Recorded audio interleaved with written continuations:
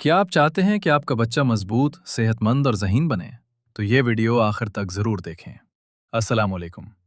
آج ہم ایک بہت اہم سوال کا جواب جانیں گے۔ جسمانی نشو و نما کیا ہے اور بچوں کے لیے کیسی خوراک ضروری ہے؟ پیارے والدین، بچے کی صحیح نشو و نما ہی اس کے روشن مستقبل کی بنیاد ہوتی ہے۔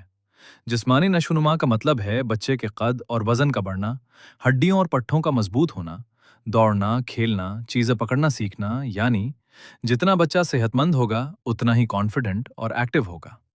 اب بات کرتے ہیں خوراک کی۔ پروٹین: انڈے، گوشت، مچھلی، دالیں پٹھوں کو مضبوط بناتی ہیں۔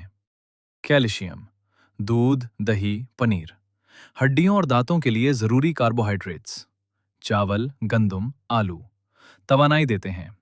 وٹامنس: پھل اور سبزیاں بیماریوں سے بچاتے ہیں۔ پانی جسم کو ترتازہ رکھتا ہے۔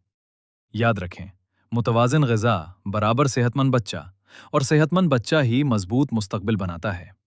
اگر آپ چاہتے ہیں کہ آپ کے بچے سمجھدار، بااعتماد اور خوش اخلاق بنے، تو آج ہی ہمارا YouTube channel parenting with Akhtar ضرور سبسکرائب کریں۔